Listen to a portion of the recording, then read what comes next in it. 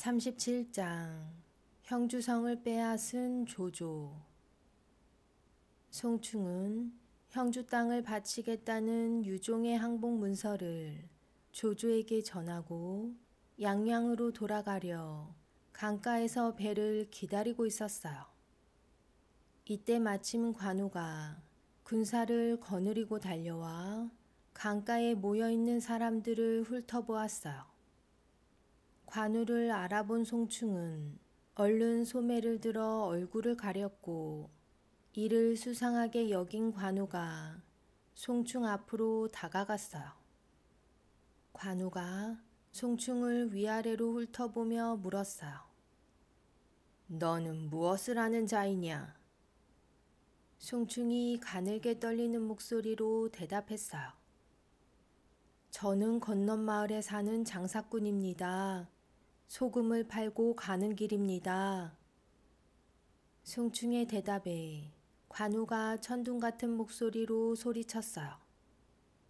네 이놈, 지난날 내가 너를 양양성에서 본 적이 있거늘 누구 앞에서 거짓을 말하느냐? 사실대로 말하지 않으면 지금 당장 이곳에서 너의 목을 칠 것이다. 관우가 청룡 언얼도를 들어 송충의 머리 위로 휘둘렀어요. 송충은 시퍼렇게 날선 청룡 언얼도를 보고는 바닥에 바싹 엎드려 유표의 가짜 유언장과 형주 땅을 조조에게 바치겠다는 항복 문서에 대해 낱낱이 털어놓았어요. 송충의 말을 가만히 듣고 있던 관우는 두 눈이 휘둥그레진 채 송충을 잡아 끌고 신야의 유비에게로 갔어요. 송충을 통해 그동안 형주에서 있었던 일을 자세히 들은 유비는 죽은 유표에 대해 안타깝게 생각했어요. 그런 유비를 바라보던 공명이 유비를 원망하듯 쏘아붙였어요. 그것 보십시오. 우리가 형주를 차지하지 않으면 형주는 조조의 것이 될 거라 그리 말씀드리지 않았습니까? 공명의 말에 유비는 꿀먹은 벙어리처럼 말이 없었어요. 공명이 말을 이었어요.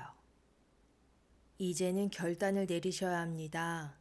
조조가 형주 땅을 차지하기 전 유표의 무덤을 찾아뵙겠다.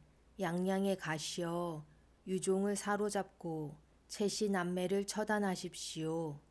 그러면 형주는 장군의 손에 들어올 것입니다. 유비는 한숨을 내쉬며 고개를 저었어요. 형주 땅을 조조에게 빼앗기는 것도 참을 수 없지만 그렇다고 형주 땅을 내가 차지하는 것도 유표 형님에 대한 예의가 아니라 생각하오. 유표 형님은 나에게 아들들을 부탁했는데 이제와 내가 그 아들을 사로잡아 형주를 빼앗는다면 사람들이 나를 두고 무엇라 하겠소? 유비의 말에 공명이 물었어요. 그렇다면 이 좁은 신야에서 조조의 대군에 맞서 어찌 싸우려 하십니까? 공명이 묻자 유비는 잠시 눈을 감고 생각하다가 입을 열었어요. 이곳이 위험하고 좁다면 강 건너 번성으로 가 싸우는 것이 어떻겠소? 번성은 신야와 백하라는 강을 사이에 둔 곳으로 예전에 서서가 조조의 부하장수 조인의 팔문 금세진 전법을 깨트렸던 바로 그 성이었어요. 공명은 유비의 고집에 형주를 포기했다는 듯 고개를 끄덕이며 대꾸했어요. 어쩔 수 없지요. 장군의 그 고집이 언젠가는 큰 보답이 되어 돌아올 것입니다. 그럼 백성과 군사들을 번성으로 이동시키지요. 그렇게 대이동이 시작되었어요. 유비는 배를 타고 백하강을 건너 번성으로 무사히 몸을 피했어요. 하지만 유비는 조조 대군에 대한 걱정을 멈출 수 없었어요. 유비가 걱정하자 공명은 자신 있다는 듯 빙그레 웃으며 유비를 안심시키고는 장수들을 불러 모아 명령했어요. 조조가 쳐들어온 것은 하우돈의 패배를 복수하기 위함이다. 하지만 이번에도 승리는 우리의 것이니 걱정할 것 없다. 관우 장군은 1000명의 군사를 거느리고 백하강 위쪽으로 가 모래 주머니로 둑을 만들어 강물을 막았다가 밤 12시경 하류에서 함성 소리가 들리거든 독을 터뜨리시오. 장비 장군은 1000명의 군사를 거느리고 나루터로가 숨어 있으시오. 그곳은 물결이 가장 얕고 느리기 때문에 조조의 군사들이 그쪽으로 도망칠 것이오. 그러니 나루터에 숨어 있다 조조의 군사들이 도망쳐 오거든 한 놈도 살려두지 말고 죽이도록 하시오. 조자룡 장군은 군사 3000을 내줄 것이니 성 안에 있는 모든 집의 지붕마다 마른 불을 뿌려두시오. 그러고는 군사를 4부대로 나누어 한 부대는 동문 밖에 숨겨놓고 나머지는 각각 서문, 남문, 북문에 숨기시오. 밤 12시경 세찬 바람이 불 것이니 그때 모든 군사를 동원하여 성 안에 있는 집에 불화살을 쏘아 잠든 적들을 모조리 불태우시오. 적들이 불을 피해 달아나거든 서문, 남문, 북문의 군사들은 총 공격하여 적들을 동문으로 몰아붙이고 빠져나가는 적들을 공격해 백하강으로 쫓아내시오. 장수들을 향해 명령을 내린 공명은 흐뭇한 미소를 지으며 유비에게 말했어요. 유비 장군께서는 저와 함께 산에 올라 싸움 구경이나 하시지요. 여유로운 공명의 태도에 유비는 은은한 미소를 지으며 고개를 끄덕였어요. 다음 날 저녁 허저가 이끄는 군사 10만 명의 선봉부대가 신야성에 도착했어요.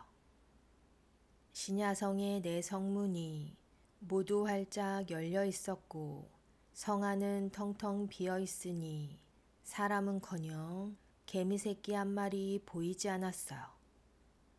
허저의 입가에 미소가 맴돌았어요. 겁쟁이 유비놈이 내가 올 것을 알고 백성들까지 몽땅 끌고 도망쳤구나. 허저는 큰 소리치며 신야성 안으로 들어갔어요. 유비놈을 사로잡을 날도 머지않았으니 오늘 밤은 이곳에서 편히 쉬어라.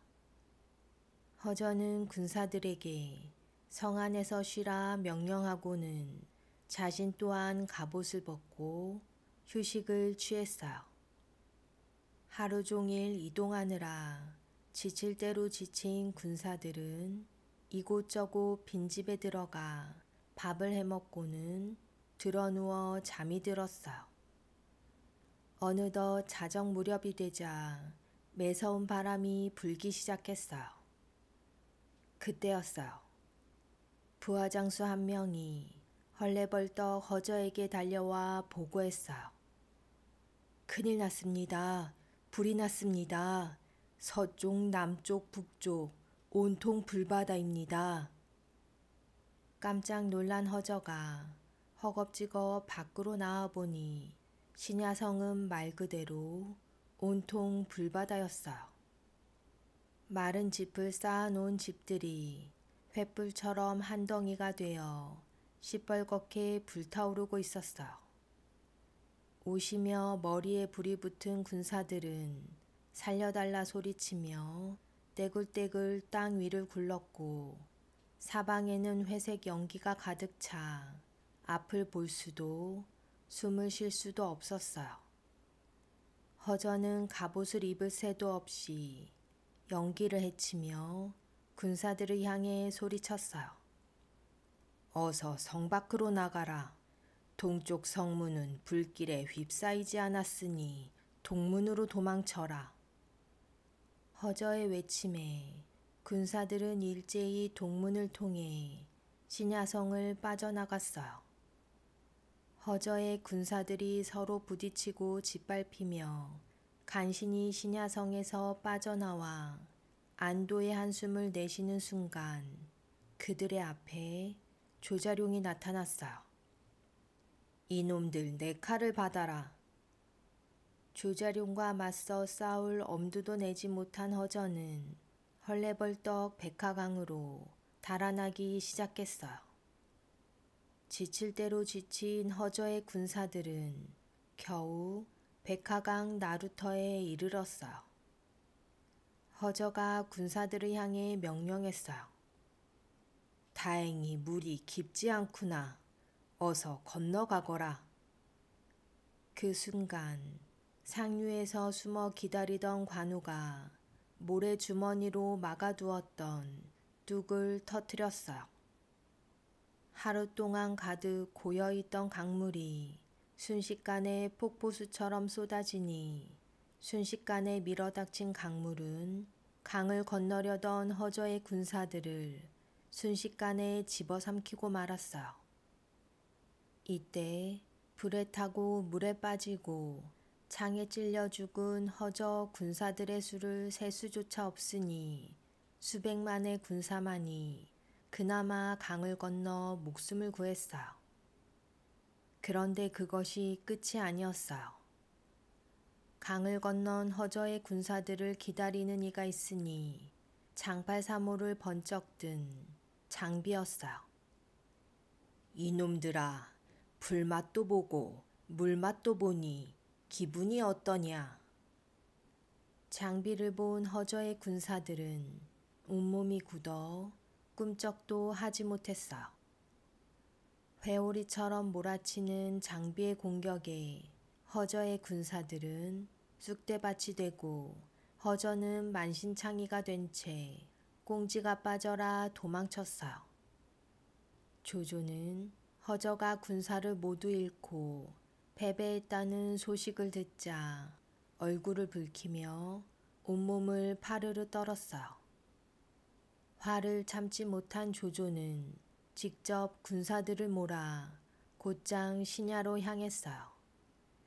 조조는 신야성에 진영을 치고 군사를 불러 모아 명령을 내렸어요. 제갈공명이 다시는 장꾀를 부리지 못하도록 백화강을 모조리 메워버려라. 내 기필코 번성을 쓸어버릴 것이다. 조조가 많은 군사수를 믿고 백화강을 메워버리려 하자 조조의 책략과 유협이 말렸어요. 장군께서 형주를 다스리려면 먼저 백성들의 마음부터 얻어야 합니다. 그런데 또다시 유비와 싸움을 벌이신다면 번성뿐 아니라 신야 또한 배어가 될 것입니다. 우선 유비에게 항복을 권해보시지요. 만약 유비가 항복한다면 우리는 싸우지도 않고 이기는 것이고 유비가 말을 듣지 않는다 해도 손해볼 것은 없습니다. 일리 있는 말이었어요. 조조는 유비와 가까운 사이였던 서서를 번성으로 보내 항복을 권유했어요. 그러나 번성에 도착한 서서는 유비에게 항복하라 설득하기는커녕 조조의 계획을 모두 유비에게 말해주었어요. 조조가 군사를 총동원해 백화강을 메우고 번성을 공격하려 합니다. 그리한다면 조조의 공격을 막을 도리가 없으니 서둘러 대비하십시오. 유비는 서서의 말에 고마워하며 조조에게 돌아가지 말라 애원했어요. 하지만 서서는 고개를 저었어요. 유비 장군의 마음은 고맙습니다. 하지만 제가 돌아가지 않는다면 지난날 여포가 그랬듯 주인을 밥 먹듯 갈아치우는 의리 없는 사람이라 저를 두고 사람들이 비웃을 것입니다. 저의 몸은 조조 곁에 있지만 조조에게 도움이 되는 일은 절대 하지 않을 것입니다. 서서는 아쉬운 마음을 뒤로하고 조조에게로 돌아갔어요. 서서가 조조에게 보고했어요. 유비는 항복할 뜻이 없었습니다. 서서의 보고에 가늘게 찢어진 조조의 눈빛이 분노로 이글이글 타올랐어요. 쥐새끼 같은 놈, 네 놈이 얼마나 버티는지 두고 보자. 모든 군사들은 번성을 종공격하라. 그 사이 서서를 돌려보낸 유비는 걱정스러운 마음에 장수와 신하들을 불러 모아 물었어요. 조조가 곧장 이리로 쳐들어올 텐데 어찌하면 좋겠소. 공명은 못마땅한 듯 얼굴을 찌푸리고는 입을 열었어요. 어쩔 수 없습니다. 양양으로 가 유종에게 도움을 청하는 것이 좋을 것 같습니다. 유종은 백성들의 어려움을 모르는 척하지 않을 것입니다. 신야에서 번성으로 도망쳤던 백성들은 이번에는 양양으로 향했어요. 남자들은 짐을 지고 노인들을 부축했고 여자들은 아이를 얻고 힘겹게 걸어가니 이 모습을 본 유비의 가슴은 찢어질 듯 아팠어요. 힘겹게 양양성에 도착한 유비는 양양성을 바라보며 유종에게 소리쳤어요. 유종은 내 말을 듣거라. 내가 이곳에 온 것은 불쌍한 백성들을 구하려 함이지 다른 생각은 전혀 없다. 그러니 어서 성문을 열어 백성을 구하라. 유비의 말이 끝남과 동시에 양양성에서 화살이 비오듯 쏟아졌어요. 유비야, 내 너의 시커먼 속셈을 모를 줄 아느냐. 백성을 위한답시고 이곳으로 와 성을 빼앗으려는 것이 아니냐. 채모였어요. 채모의 말이 끝남과 동시에 유비 일행을 향해 화살이 비오듯 쏟아지기 시작했어요. 이러다 백성들이 모두 죽겠다. 양양성은 갈 곳이 못 되니 발길을 돌리자. 깜짝 놀란 유비는 백성들을 이끌고 돌아섰어요. 그러자 유비 옆에 있던 제갈공명이 조용히 말했어요. 한때 자신이 다스렸던 백성들이 어려움에 처했는데 도와주기는커녕 이렇게 죽이려 들다니 유종이 이럴 줄은 몰랐습니다. 그렇다면 강릉으로 가시지요. 강릉은 이곳에서 멀긴 하지만 적을 방어하기 쉬운 지형입니다. 그렇게 유비 일행은 다시 발길을 돌려 강릉 땅으로 향했어요. 어린 아이들과 나이든 노인까지 일일이 챙기며 강릉으로 가는 길은 어렵고 힘들었어요. 유비가 떠나자 유종과 채모는 서둘러 항복 문서를 들고 조조를 찾아갔어요. 유종과 채모가 조조의 앞에 납작 엎드려 항복하겠다는 문서를 건네니 조조가 날카로운 눈빛으로 채모에게 물었어요. 형주에는 군사와 말, 식량이 얼마쯤 있는가? 채모가 조조의 눈치를 살피더니 실실 웃으며 대답했어요. 말 타는 병사가 5만, 강에서 싸움에 능한 수군이 8만, 그 외에 15만 명이니 모두 합해 대략 28만 명 정도 됩니다. 식량은 방어하기 쉬운 강릉성 창고에 쌓아두었으며 이곳에 있는 식량도 넉넉하여 1년은 먹을 수 있습니다. 채모의 대답에 조조가 입가에 미소를 머금고는 다시 물었어요. 그렇다면 배는 몇 척이고 누가 지휘하는 것인가? 채모가 고개를 들어 자신 있게 대답했어요. 크고 작은 배를 합쳐 대략 7,000척쯤 되며 제가 지휘합니다. 조조는 만족한 듯 껄껄 웃으며 채모에게 다정한 말투로 말했어요. 그대들이 항복해오니 내 기분이 좋소. 유종에게는 높은 벼슬을 주어 청주를 다스리게 하고 그대는 수군을 지휘할 사령관으로 임명하겠소. 채모는 입이 찢어져라 웃으며 조조를 향해 연거푸 머리를 조아리며 감사의 인사를 전했어요. 하지만 유종은 떨리는 목소리로 조조의 제안을 거절했어요. 저는 높은 벼슬은 바라지 않습니다. 다만 아버지께 물려받은 이곳에서 살 수 있게 해주십시오. 유종의 말에 조조는 고개를 가로저었어요. 내 특별히 그대를 생각해 높은 벼슬을 주었거늘 감히 내 성의를 무시하다니. 조조가 가늘게 찢어진 두 눈으로 날카롭게 유종을 노려보자 유종은 겁에 질려 마지못해 고개를 끄덕였어요. 조조가 한쪽 입꼬리를 찍혀 올리며 유종에게 말했어요.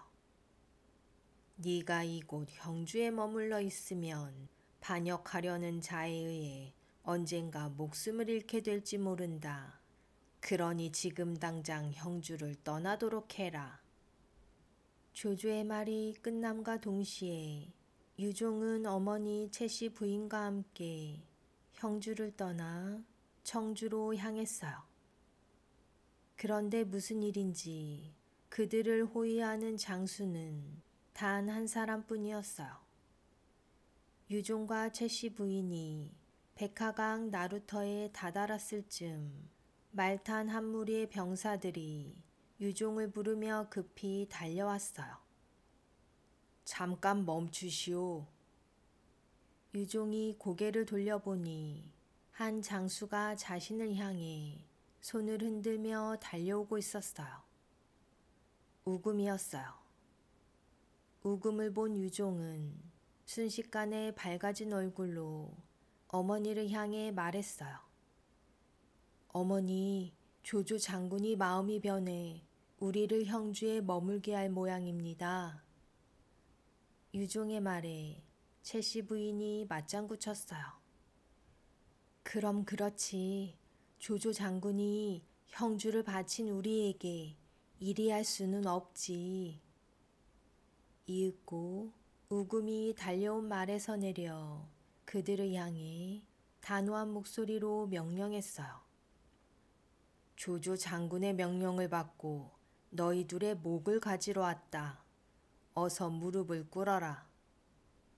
우금의 말에 화들짝 놀란 유종과 채씨 부인은 그 자리에 주저앉아 하얗게 질린 얼굴로 온몸을 바들바들 떨었어요. 우금이 둘을 향해 중얼거렸어요. 자신의 이익을 위해 의리를 헌신짝처럼 버리는 너희들을 살려두었다가 언제 또다시 배신을 당할지 모른다.